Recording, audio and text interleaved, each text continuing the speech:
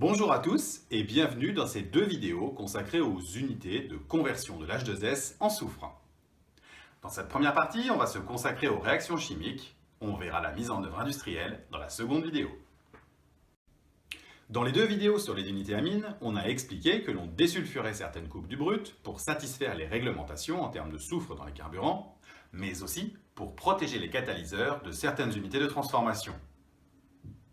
On enlève le soufre des hydrocarbures dans les unités dites d'hydrodésulfuration, où l'on récupère le soufre sous forme d'H2S. Puis l'H2S est extrait sélectivement via une amine qui permet de récupérer un gaz très riche en H2S. Cet H2S ne peut être rejeté dans l'atmosphère puisqu'il est toxique. On pourrait donc le brûler et ainsi le transformer en SO2, mais le SO2 est un polluant et ses rejets sont limités dans l'atmosphère. On a donc recours à un procédé pour transformer l'H2S en soufre, et la plupart du temps sous forme liquide, qui permet ensuite de l'exporter dans l'industrie chimique notamment. Le procédé que l'on utilise largement dans l'industrie du raffinage est le procédé dit Claus. Il a été expérimenté à la fin du 19e siècle, mais la réaction très exothermique était difficilement contrôlable. On a donc modifié le procédé dans les années 30, où on l'a fait évoluer en deux étapes que l'on va détailler dans ces deux vidéos. Avant toute chose, voici quelques propriétés du soufre. Il est solide à température ambiante avec une couleur jaunâtre. À 120 degrés, il fond sous forme d'un liquide jaune. À 160 degrés, il devient très visqueux et prend un aspect rougeâtre. À 445 degrés, il se vaporise intégralement, c'est son point d'ébullition. La température d'auto-inflammation est de l'ordre de 190 degrés pour les poussières de soufre et de 232 degrés pour le soufre liquide. Le point éclair du soufre liquide est de l'ordre de 210 degrés. La densité du soufre liquide à 140 degrés est de 1800 kg pour 1 mètre cube, soit 1,8 fois celle de l'eau. Voici l'évolution de la viscosité du soufre liquide en fonction de la température. Ce diagramme explique pourquoi on cherche à stocker le soufre liquide entre 130 et 150 degrés, car c'est dans cette région que sa viscosité est dite optimale.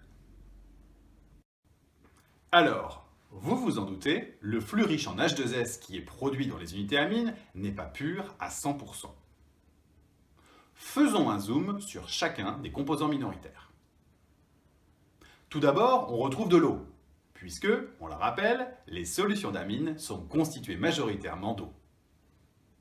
Le CO2, surtout pour les amines FCC. L'ammoniac, issu des unités de désulfuration, qui s'accompagne toujours de dénitrification et donc de formation d'ammoniac. Et enfin, d'hydrocarbures par phénomène d'entraînement et ou de solubilité.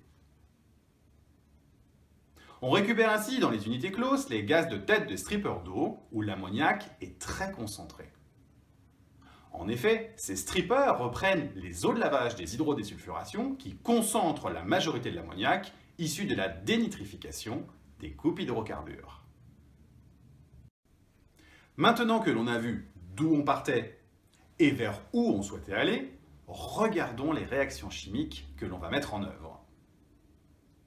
En fait, la réaction globale de formation du soufre à partir d'H2S fait intervenir le dioxyde de soufre, ou bien SO2, qui va se combiner avec l'H2S pour former au final du soufre. Je m'explique. Prenons un gaz contenant 100% d'H2S et divisons cet H2S en 3 parts égales. On va faire réagir ce tiers de l'H2S avec de l'oxygène de l'air. Autrement dit, on va effectuer une combustion pour former du SO2. Et on formera au passage de l'eau. Ensuite, ce SO2 formé va réagir avec les 2 tiers restants de l'H2S pour former 3 molécules de soufre et 2 molécules d'eau. Ainsi, la réaction chimique globale s'écrit de cette façon.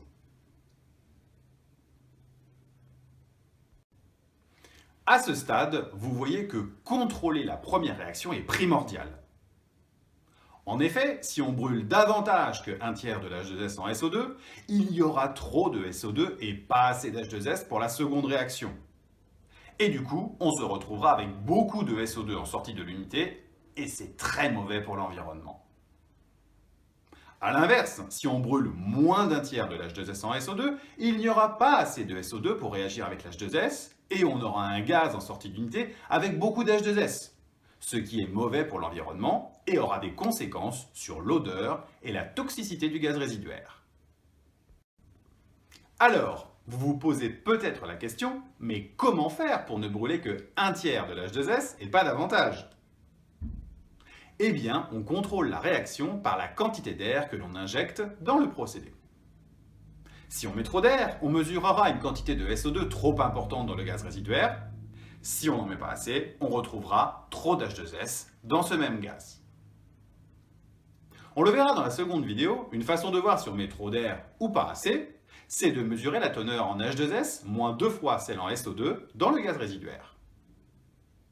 En effet, si H2S moins 2SO2 est égal à 0, ça signifie que la teneur en H2S est égale à 2 fois la teneur en SO2 dans le gaz, soit exactement la proportion que l'on souhaite pour réaliser la réaction de Claus. Alors, quelle est la quantité d'air optimale à injecter? Prenons l'exemple d'une unité qui traite 1 tonne par heure d'H2S pur à 100%. Dans ce cas, 1 tonne par heure d'H2S, ça correspond à 29 kmol par heure d'H2S. 1/3 de ces 29 kmol par heure, ça fait environ 10 kmol par heure d'H2S. Et il faut une molécule et demie d'oxygène pour brûler une molécule d'H2S, soit environ 15 kmol par heure d'oxygène. 15 kmol par heure d'oxygène, ça fait 470 kg par heure. Mais ne faire entrer dans l'unité que 470 kg par heure d'oxygène pur, c'est impossible quand on aspire de l'air ambiant, puisque celui-ci vient toujours avec de l'azote. En tenant compte des proportions d'oxygène et d'azote dans l'air ambiant, ces 470 kg par heure d'oxygène pur correspondent en fait à 2100 kg par heure d'air.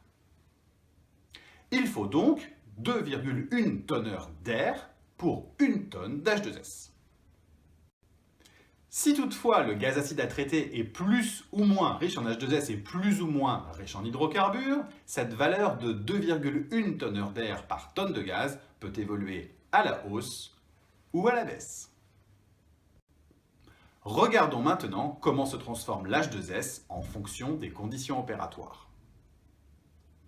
Dans ce graphique, on voit que lorsque l'on va brûler l'H2S en SO2, la réaction étant exothermique, on va se retrouver dans des températures entre 1000 et 1400 degrés. La température théorique pour un flux composé à 100% d'H2S est de 1100 degrés. Si la température est plus forte, c'est le signe d'une présence d'hydrocarbures. Une température plus faible est le signe de présence de CO2 et ou d'eau. Cette combustion à haute température, c'est la première étape de la réaction. Mais comme vous le voyez sur le graphique, la conversion de l'H2S ne pourra pas excéder les 70% dans ces conditions de température. À cette température, on a également nombre de réactions dites secondaires. On peut en effet former du COS à partir de CO2 ou du CS2 à partir du méthane. Mais attention, le CS2 et le COS ne sont pas transformables par la réaction de Claus et réduisent le taux de conversion de l'H2S en soufre. Pour aller plus loin dans la conversion de l'H2S en soufre, on opère à plus basse température et sur un catalyseur. Cette seconde étape, dite catalytique, s'effectue en plusieurs étages de réaction que l'on détaillera dans la seconde vidéo. On peut ainsi atteindre une conversion globale d'environ 98% de l'H2S en soufre. Mais alors, que faire de ces 2% d'H2S qui restent? Cet H2S résiduel est envoyé dans un incinérateur où on le brûlera en SO2. Il faut savoir que dans certains cas, on peut avoir recours à un traitement de gaz résiduaire pour aller au-delà des 98% de conversion. Nous voici arrivés au terme de cette première vidéo consacrée aux unités de récupération d'H2S dans les raffineries. Rendez-vous dans la seconde partie pour voir comment le raffineur met en œuvre concrètement ces réactions. À bientôt et merci pour votre attention. N'oubliez pas d'aller tester vos connaissances sur refiningIsExciting.com. À très bientôt pour la seconde partie.